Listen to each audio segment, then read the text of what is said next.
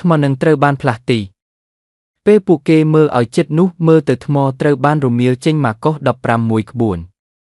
Shalom មិត្តជាទីស្រឡាញ់របស់ព្រះម្ចាស់យេស៊ូវគ្រីស្ទការព្រួយបារម្ភជាមនុស្សប៉ុន្តែការរស់នៅដែលពោពេញទៅដោយឬសំបីតែត្រូវបានគ្រប់គ្រងដោយអារម្មណ៍នៃការព្រួយបារម្ភជាងការគ្រប់គ្រងដោយព្រះគឺជាអំពើបាបតើយើងព្រួយបារម្ភអំពីអ្វីជាឬយើងព្រួយបារម្ភអំពីការលំបាកនាពេលអនាគតប៉ុន្តែព្រះនឹងដកវាចេញដោយសប្បុរសឬជួយយើងយកឈ្នះវាសូមឲ្យយើងអនុវត្តសេចក្តីជំនឿកាន់តែខ្លាំងឡើងក្នុងការប្រឈមមុខនឹងឧបសគ្គដែលអាចនឹងមកដល់ផ្លូវរបស់យើងអាចប្រកាសថាព្រះនឹងជួយយើងតាមរយៈរឿងទាំងនេះប្រសិនបើយើងបន្តឆ្ពោះទៅមុខក្នុងព្រះនាមទ្រង់និងសម្រាប់សេរីល្អរបស់ទ្រង់ខ្ញុំសូមអញ្ជើញលោក Christian Suhartoពី Badara Vajawalanya Santara Baroness មកជាមួយការសរសើរនៃគ្រួសារដ៏ស្រស់ស្អាតនៃអាយុ Kezia Badara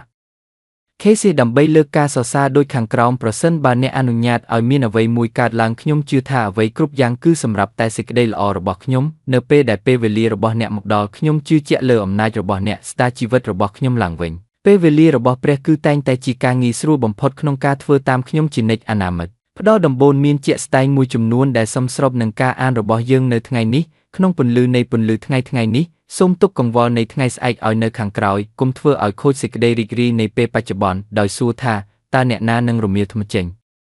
ជាញឹកញាប់មុនពេលយើងប្រឈមមុខនឹងការសាកល្បងយើងបានមកដោយអំណរទេវតាបានចុះមកពីស្ថានសួគ៌ហើយបានរំកិលថ្មចេញហើយស្ត្រីដែលមានបំណងចាក់ប្រេងលើព្រះសពរបស់ព្រះយេស៊ូវគឺត្រូវបានសរសើរចំពោះសេចក្តីស្រឡាញ់និងការគោរពដ៏ទន់ភ្លន់ចំពោះព្រះអង្គសង្គ្រោះទោះជាយ៉ាងណានៅពេលពួកគេនៅជិតភ្នូរភាពលំបាកក្នុងការរើថ្មធ្ងន់ដែលបិទភ្នូររបស់ទ្រង់បានធ្វើឲ្យពួកគេព្រួយបារម្ភការភ័យខ្លាចរបស់ពួកគេគឺគ្មានមូលដ្ឋានថ្មត្រូវបានផ្លាស់ប្ដូរថ្ងៃនេះត្រូវដើរទៅមុខដោយ